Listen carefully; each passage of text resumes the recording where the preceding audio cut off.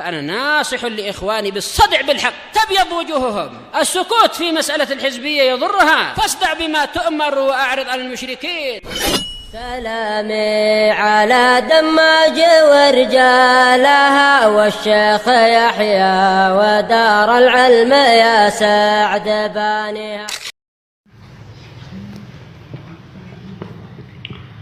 ندخل في درسنا. قرأنا البارحة العزيز، وعرفنا أن العزيز هو ما رواه 2 عن 2 على الصحيح، هذا أحسن تعريفه. وانتقد عزيز مروي 2 أو 3، عدلوه إلى عزيز مروي 2 يا بحاثة، مشهور مروي في غمة 3، وأن المشهور هو ما رواه 3 عن 3 على الصحيح. أيضا التعليق هذا على الصحيح. فإن زاد يسمى المستفيض، إن زاد عن 3 يسمى مستفيض ما لم يبلغ حتى التواتر. تقصد العزيز هو الراوي 2 عن 2 في كل سند أو لا يشترط أن يكون في جميع أطباق السند. لو وجد في في مكان واحد 2 عن 2 فقط، لكن رواه 2 عن 2. البخاري مثلا حد سمع من 2 والذي بعده من 2 وهكذا إلى النبي، يكون 2 من الصحابة مثلا.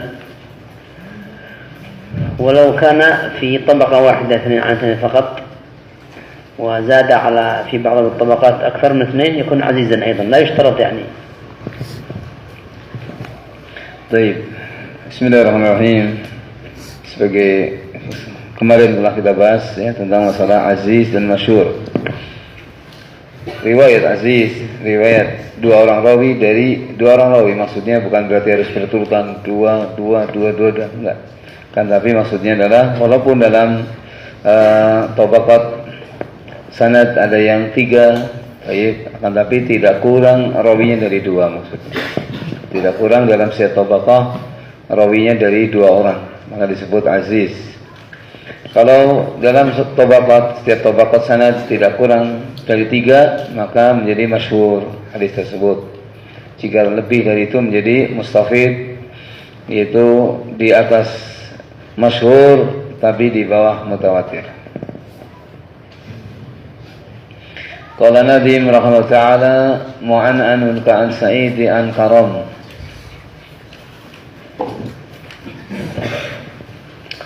هذا دخل الآن الناظم رحمه الله إلى باب الحديث المعنعن.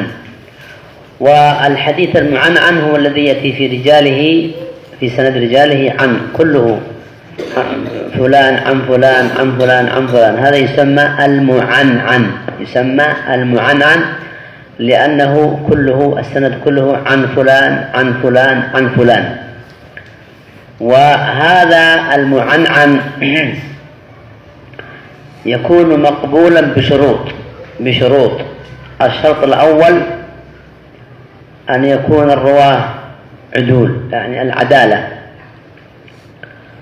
الشرط الثاني أن يكون كل منهم قد لقي شيخه وسمع منه، لقيه وسمع منه، لا يكفي أن يكون لقيه ورآه، يعني لا بد يكون سمع منه، عاصره ولقيه وسمع منه.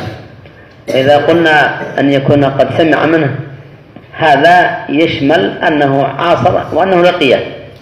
كيف سيسمع منه ما عاصره؟ كيف سيسمع منه ما لقيه؟ إذن هذا لا بد منه يكون لقيه سمع منه. الشرط الثالث البراءة من وصمة التدريس. البراءة من وصمة التدريس أي من صفة التدريس.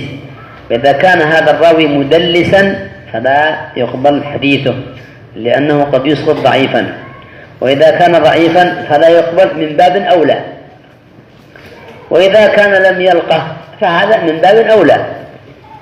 والله الموفق. قالوا mu'an'an kan Sa'id dan Karam, itu hadis yang sanadnya adalah an. Itu setiap rawi an an sampai akhir. Ini hadis mu'an'an. Oleh karena itu hadis mu'an'an tidak bisa diterima mutlaqan. Akan tapi mu'an'an akan diterima dengan adanya beberapa persyaratan. Di antara syarat pertama adalah ar-rawi an yakuna udulan. Rawi hadis dia adalah udul, adil. Sebagaimana sudah berlalu tentang adalah. Kemudian ishtaratu fi rawi an yakuna qad laqiya shaykhahu wa sami'a minhu. Yang kedua adalah rawi tersebut telah bertemu dengan gurunya dan mendengar. Baik, telah bertemu dengan gurunya dan mendengar. Idzan la yakfi al-mu'assarah. Tidak cukup hidup sejaman, tidak cukup cuma ketemu atau melihat, ya. Tapi sampai rawi itu adalah mendengar. Rawi itu mendengar dari gurunya. Tidak cukup ketemu, Mas. Kan? Tidak cukup melihat, apalagi cuma sekedar satu zaman. Enggak cukup. Tapi kalau rawi itu sudah mendengar dari gurunya, pasti mencakup semua itu. Pasti bertemu, ya. Pasti mu'asarah. Baik, nah. Kemudian yang berikutnya, yang ketiga, an yakuna bari'an min wasmatit tadlis atau sifat tadlis. Rawi ini adalah terlepas dari sifat tadlis. Artinya rawinya bukan mudallis, ya. Rawinya terlepas, terbebas dari sifat tadlis. Sebab rawi jika disebut mudallis, terkadang mudallis itu menggugurkan orang yang dhaif, sehingga ketika tadlis tidak bisa terima, sehingga rawinya terlepas dari sifat tadlis. Dan rawinya adalah tadi udul, itu terlepas dari sifat dhaif, apalagi kalau dhaif.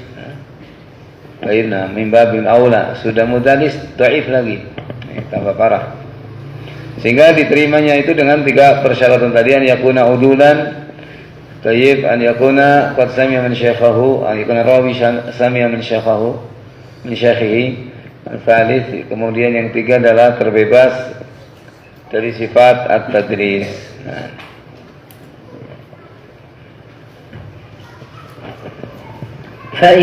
فائدة يدخل في قسم المعنعن المؤنن. ومعنى المؤنن الذي يأتي فيه أن فلان قال، أن فلانا قال، أن فلانا قال. مثلا يقول المصنف أن فلانا قال، أن فلانا قال، أن فلانا قال إلى آخره. أن أنس بن مالك قال، أن النبي صلى الله عليه وسلم قال. هذا يسمى المؤنن ونفس أحكام المعنعن. Min babi faidah, yaitu hadis mu'an'an. Setiap rawi mengatakan anna fulan sampai akhir, namanya mu'an'an. Hukum mu'an'an sama dengan hukum mu'an'an, ya. Mu'an'an sama dengan mu'an'an, sama saja. Syarat-syaratnya sama supaya bisa diterima tadi. الفائدة الثانية،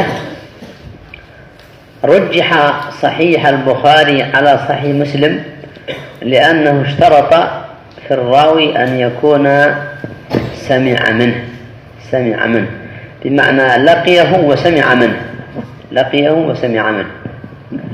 واشترط مسلم اللقي فقط.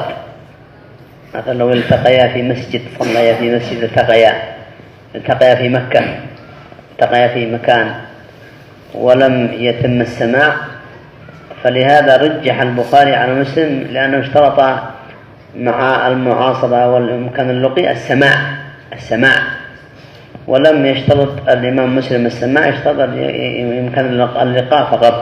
فلهذا هذه من مرجحات صحيح البخاري على مسلم. هذه فائدة فقط. من باب فائدة bahwa kitab Sahih al-Bukhari lebih dikuatkan, rujiha min Sahih Muslim. Sahih al-Bukhari lebih kuat, lebih kuat dari Sahih Muslim. Dimana? Karena Imam Bukhari yashtaritu thubut al-liqa' was-sima'.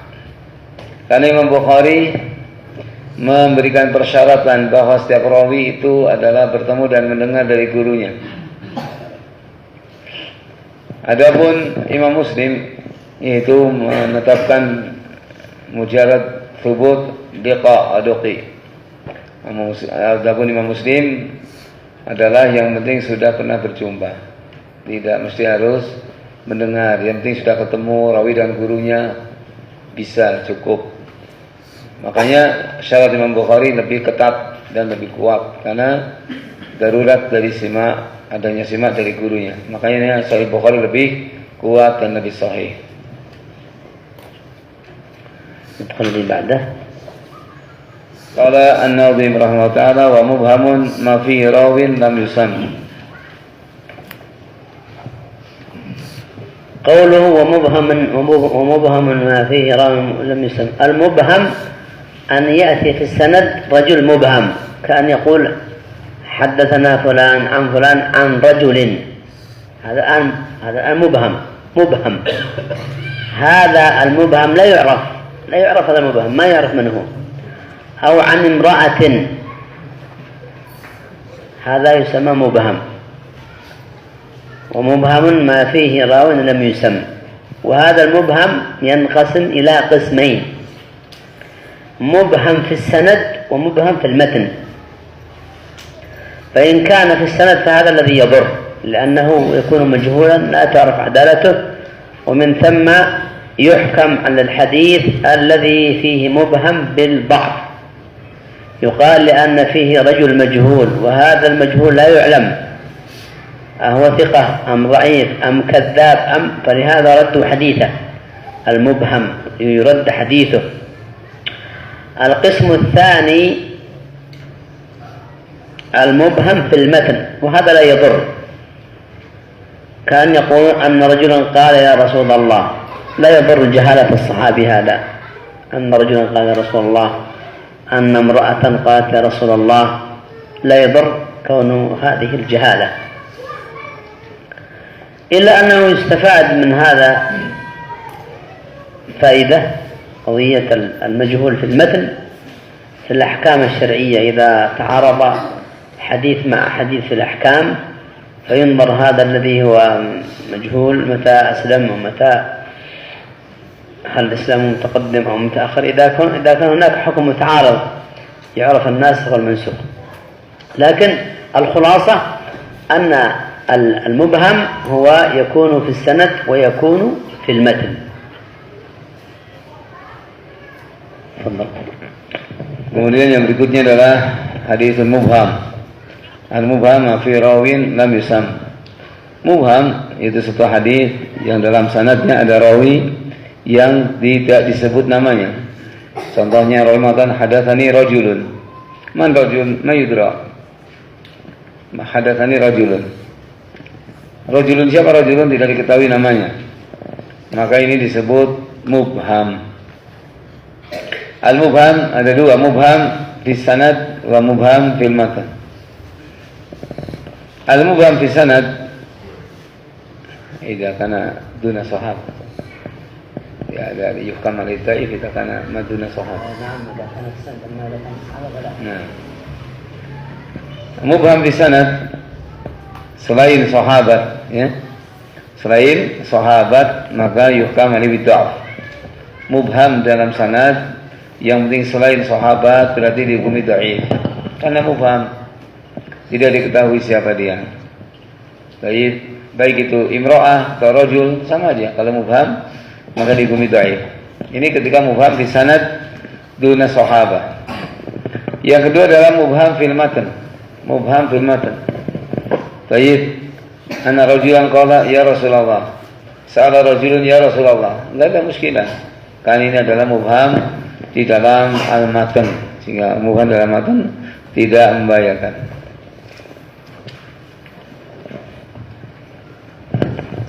طيب هذا المبهم بماذا نعرف المبهم في السند أو بماذا نعرف المبهم في المتن؟ في المتن يأتي رواية أخرى تبين هذا الراوي، تبين من هو هذا الراوي، من هو هذا المبهم، أو بتنصيص أصحاب السير يذكرون منه. فبالنسبة للمبهم في السند لا بد من معرفته، فإن عرف نحكم على الحديث، فإن لم يعرف فيكون مجهول، ولا يحكم على الحديث بالصحة، يحكم عليه بالضعف لأن فيه مبهم. أما هنا فائدة المبهم الصحابة لا يضر الصحابي أن رجلا قال رسول الله، الصحابة كلهم عدول، لكن إذا جاءنا قلنا أهمية معرفة المبهم في الصحابي إذا تعارضت بعض الأحكام ننظر هذا الصحابي من هو ومتى أسلم، حتى نقول هل هذا ناسخ هل هذا منسوخ من هذا الباب. فيعرف المبهم في المتن بتنصيص أصحاب السير أو برواية أخرى منفصلة تبين من هذا الراوي. وأضرب لكم مثال على ذلك، حديث في البخاري عن أبي هريرة رضي الله عنه قال جاء رجل إلى النبي صلى الله عليه وسلم فقال يا رسول الله أوصني، قال لا تغضب، رواه البخاري. جاء في مسند أحمد اسمه جارية ابن قدامة أن رجلا يقال جارية ابن قدامة قال يا رسول الله أوصني. طيب هذا مجرد مثال.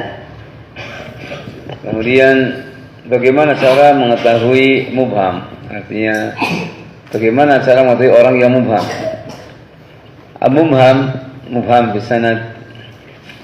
Baik, diketahui bisa adanya tansis nas dari seorang alim bahwa dia dimaksud fulan atau rajul adalah si fulan.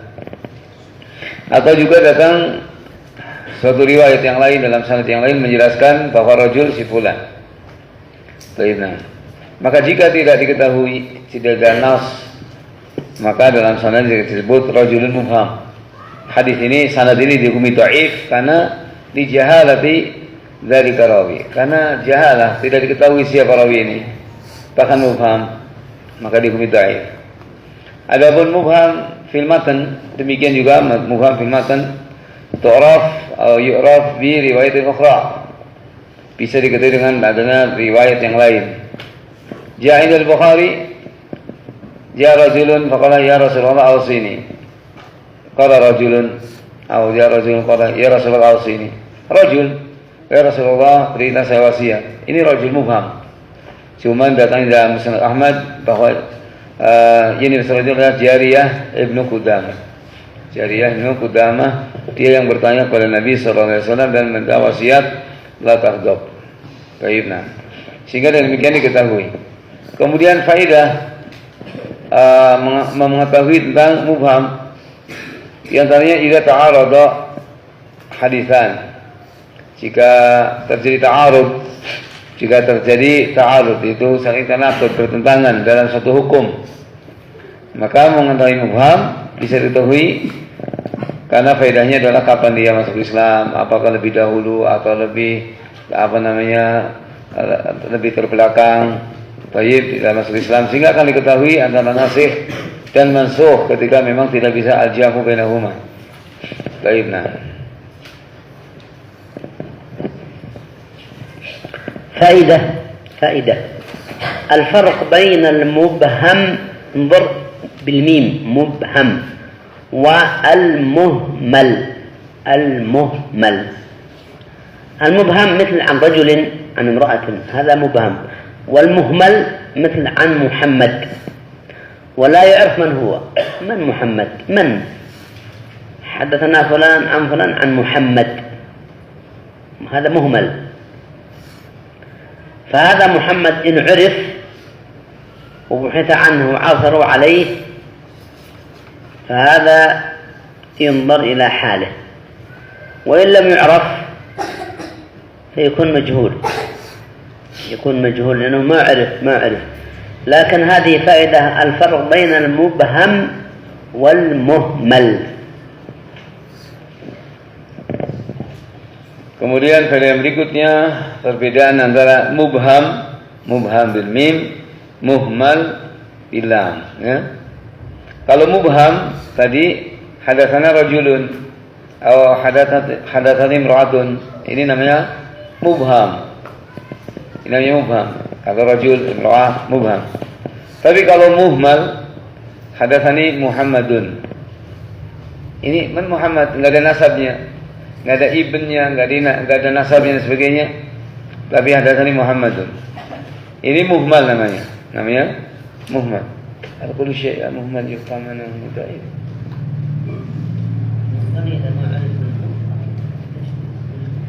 Lakin misalnya أحيانا ابن جرير هو يحدث مهمل عند البخاري. البخاري في محمد بن يدولي وأبهم حدثني محمد.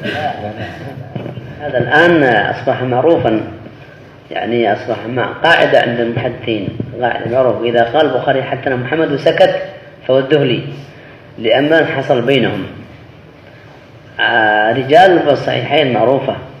لكن أنت وجدت في كتاب ما عن محمد. طيب الآن الكتب تبين من هذا الراوي، تقريب التهذيب إذا ما وجدت تهذيب التهذيب، تهذيب الكمال، تهذيب الكمال موجود، لكن ماذا الكمال المقدسي الذي هو الكمال في اسم الرجال هذا مفقود. فلو وجدت اسم محمد نظرت من الذي روى عنه وعن من روى، مثلا من روى عنه وعن من روى. طيب بارك الله فيك.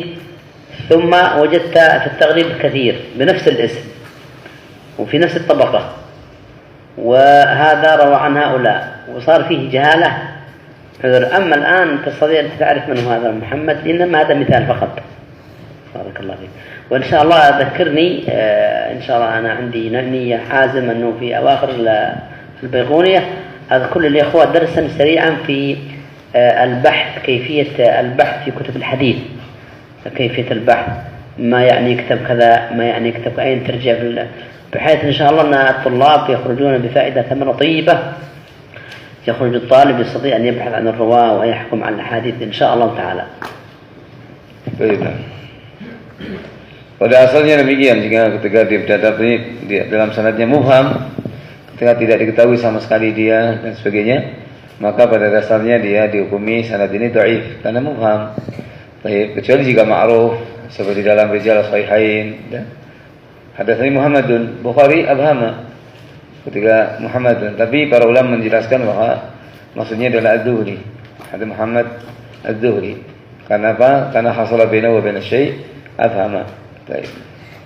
Dan insyaallah nanti di akhir Baiquniyah setelah selesai beliau akan memberikan daras bagaimana kita membahas rijal ahadits dan mencari ahadits insyaallah. Dan ini termasuk pelajaran yang sangat bermanfaat. Baik, naras.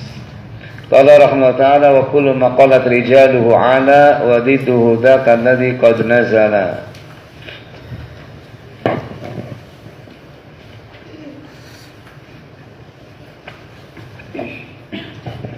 هذا يسمى العلو، يسمى السند العالي. السند العالي، السند العالي. السند له أهمية في ديننا، السند له أهمية في ديننا، ولهذا قال الإمام أحمد طلب الإسناد العالي سنة من سلف. طلب الإسناد العالي. إذن السند العالي أو الحديث الذي فيه علو في السند هو ما قلت رجاله سواء إلى النبي صلى الله عليه وسلم ولا غيره. لكن بالنسبة للسند العالي ما قلت رجاله بالنسبة إلى سند آخر يرد به ذلك الحديث، ما قلت رجاله بالنسبة إلى سند آخر يرد به ذلك الحديث، ما قلت رجاله بالنسبة إلى سند آخر يرد به ذلك الحديث.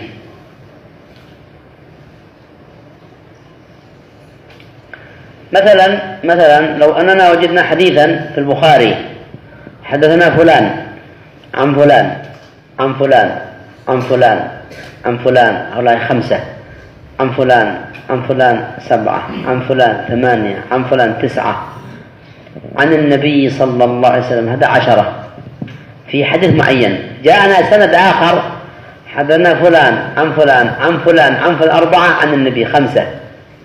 هذا الآن هذا القليل يسمى عالي، وذاك الكثير يسمى سند نازل، السند النازل، السند العالي. طيب، إذن هذا العلو يعني يقل الرجال. انظر هذا الحديث في البخاري مثلا، قال الإمام البخاري رحمه الله تعالى حدثنا مكي بن إبراهيم قال حدثنا يزيد بن أبي عبيد عن سلمة بن الأكوع. كم هؤلاء الآن؟ كم؟ 3. عن النبي صلى الله عليه وسلم قال من يقول علي ما لم أقل فليتبوأ مقعده من النار. من يقول علي ما لم أقل فليتبوأ مقعده من النار، من قال علي. فهذا الآن قلنا يسمى سند، أي يسمى هذا؟ أي يسمى سند عالي. من يقول علي ما لم أقل فليتبوأ مقعده من النار، فهذا سمى سند عالي. هناك هذا يسمى في البخاري من ثلاثية البخاري، ثلاثيات. الثلاثيات ليس بين البخاري وبين النبي إلا 3 فقط، 3. وهي في البخاري نحو 20 حديثا أو أكثر. طيب، حدثنا فلان عن فلان 3 فقط، منها هذا. قال الإمام البخاري حدثنا مكي بن إبراهيم قال حدثنا يزيد بن أبي عبيد عن سلمة الأكوع. من حفظ الحديث هذا؟ أعيده لكم. قال الإمام البخاري رحمه الله تعالى حدثنا يزيد حدثنا لا حدثنا مكي بن إبراهيم 1. حدثنا مكي بن إبراهيم قال حدثنا يزيد بن أبي عبيد عن سلمة بن الأكوع عن النبي صلى الله عليه وسلم قال من يقول علي ما لم أقل فليتبوأ مقعده من النار. أعيده لكم. قال الإمام البخاري رحمه الله تعالى حدثنا مكي بن إبراهيم قال حدثنا يزيد بن أبي عبيد عن سلمة بن الأكوع عن النبي صلى الله عليه وسلم قال من يقول علي ما لم أقل فليتبوأ مقعده من النار. من حفظه منكم يرفع يده. اقرأ، ارفع صوتك.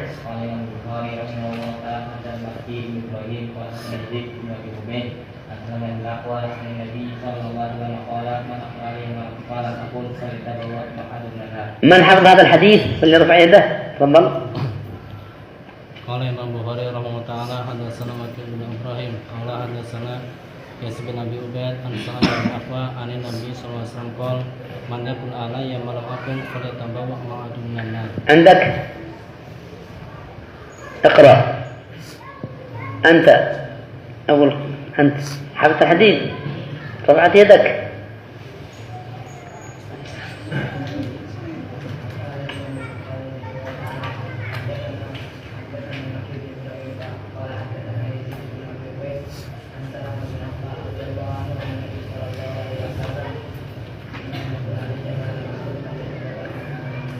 من حفظ فليقرأ.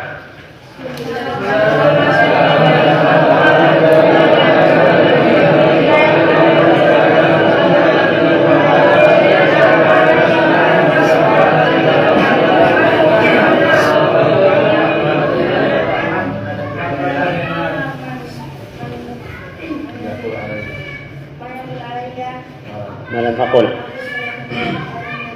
أحسن. إذن فهمتم الآن السند العالي ما قلت رجاله. طيب، وكان السلف يرحلون للعلماء، يرحل إليه. طيب، فيكون ما دليل العلو في السند؟ العلو قصة ضماد بن ثعلبة جاء إلى النبي صلى الله عليه وسلم فقال يا رسول الله أتانا رسولك فزعم لنا أنك تزعم أنك نبي. قال نعم صدق. قال يا رسول الله من الذي رفع السماء؟ من الذي خلق الأرض؟ من الذي؟ الحديث الآخرة. قال الله. فقال له أسألك بالذي خلق السماء وبالذي خلق الأرض. الله أرسلك. اللهم نعم. الحديث. فهذا قال أتانا رسولك ثم رحل إلى النبي. هذا يسمى، هذا دليل العلو. طيب، مثلا الآن أنتم درستم عند الأستاذ أبي همام. الأستاذ أبو همام درس عند الشيخ يحيى في اليمن، فبعضكم الآن سمعون أبي همام، ثم رحل إلى اليمن بعضكم أخذ من الشيخ يحيى مباشرة. هذا يسمى إيش؟ علو، يسمى العلو. طيب، فعلى كل باختصار العلو ما قلت رجاله بالنسبة إلى الحديث الذي سنده طويل، وسنذكر إن شاء الله فوائد العلو.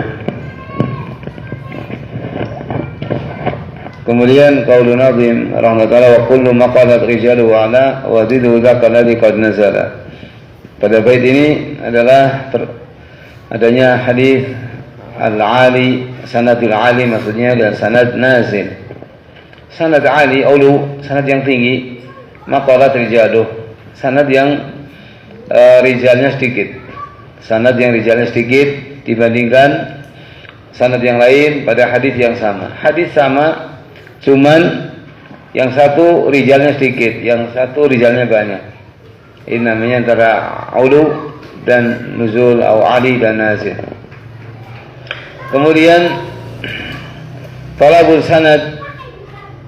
sanadil ali sunnatun minas salaf, sebagaimana yang dikatakan oleh Imam Ahmad. Talab al-sanadil ali sunnah minas salaf. Mencari sanad yang tinggi, mencari sanad yang tinggi adalah sunnah dari para salaf. Para salaf dulu, kenapa mereka melakukan rihlah? Tidak lain karena ingin mencari sanad yang ali, sanad yang tinggi. Baik, nah, dimisalkan di Sahih Bukhari itu tentang sulafiyat. Sulafiyat yaitu maksudnya hadis yang antara Bukhari dan antara Nabi SAW hanya 3 orang, namanya sulafiyat. Sulafiyat ini hanya maksudnya di antara kutub sittah, hanya di Sahih Bukhari. Sahih Muslim tidak ada sulafiyat. Ada di Tirmidzi dan Ibnu Majah sanadnya dhaif. Makanya Imam Bukhari ada sulafiyat. Contoh sulafiyat yang pertama di Sahih Bukhari, hadatsana Maqi bin Ibrahim qala hadatsana Yazid bin Abi Ubaid an Salamah ibn al-Aqwa an Nabi sallallahu alaihi wasallam qala man yaqul alayya ma lam aqul falyataba maq'adahu minan nar. Ini sanad mudah, cuma 3 orang. 3 orang. Baik, ini sanad ali. Dibandingkan misalkan hadis ini ada dalam Sahih Muslim, Sahih Muslim tidak ada sulafiyat, maka Sahih Bukhari sanadnya lebih tinggi. Maka sanadul ali marfu bi salaf. Menjadi mencari sanad yang tinggi, para salaf itu senang, karena senang ingin mendapatkan sanad yang tinggi. Baik, nah, dalil yang menunjukkan demikian yaitu hadis tentang hadis kisah Dimad ibn Tha'labah, yaitu ketika datang kepada Nabi SAW mengatakan, ya Rasulullah, atana Rasul, fazama ana Rasul, ana Allah arsalna. Qala sadaq. Dimad datang kepada Nabi SAW, dia mengatakan, datang kepada kami utusanmu ya Rasulullah. Dimad akhirnya ketemu dengan siapa? Rasulullah langsung, tidak sekedar dengan utusan. Ini namanya talab sanad ali namanya. Orang ingin langsung jumpa dengan Nabi SAW. Baik, maka ada bab talab sanadil ali. Ila akhir hadis. Tapi kisahnya demikian, maksudnya Dimad tidak menyandarkan kepada utusan Nabi SAW, bahkan ingin ketemu langsung dengan Rasulullah SAW. Ini dalil yang menunjukkan talab sanad al-ali. Kalau di zaman kita misalnya, antum belajar dengan anak dengan Syekh Yahya hafizallahu ta'ala, kemudian antum rihlah sana, makan talab sanad ali. Oh ya Allah, lahik sabiq. Jika kana fi mithl hada yuqal sanad ali au lahik bain al-lahik wa sabiq. هذا سياق المختص آخر. مثلا أنت تصنع من شيء قبل أن يموت يأتي آخر يستعمل سنة سابق ولا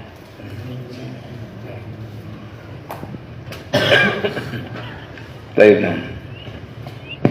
Ada mulahik wasabiq ya, macam yang lain. Misalkan saya mendengar dari seorang syekh 100 tahun yang lalu, apa berapa puluh yang tahun yang lalu. Kemudian sebelum meninggalnya syekh, kemudian si fulan juga mendengar dari orang tersebut, dari syekh saya. Maka namanya lahik wasabiq. Baik.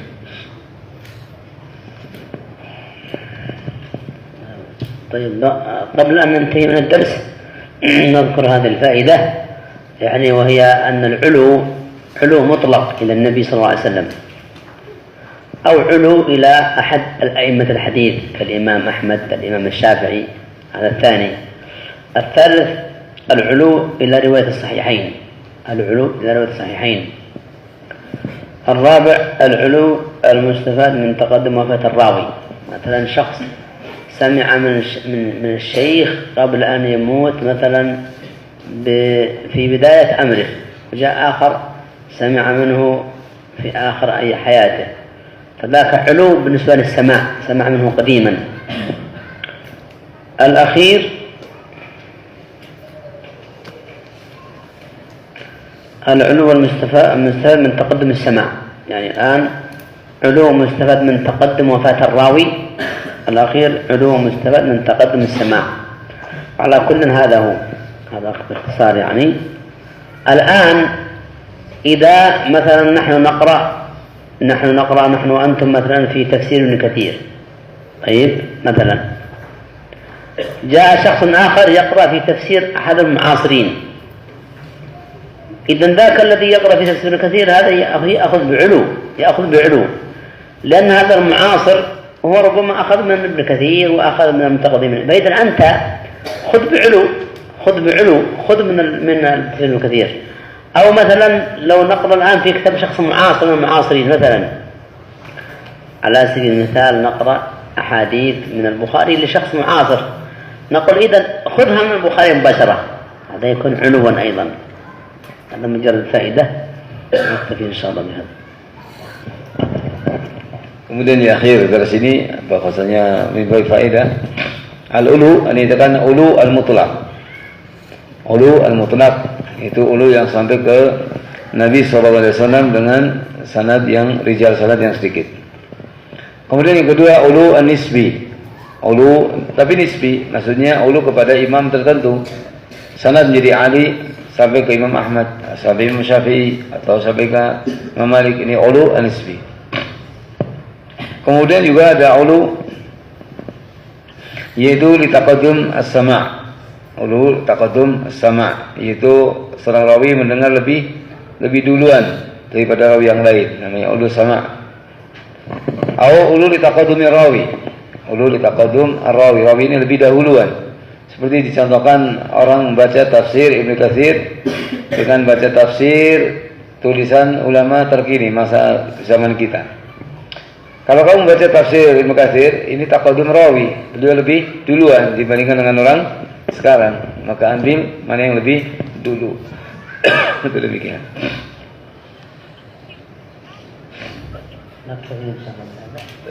Insyaallah.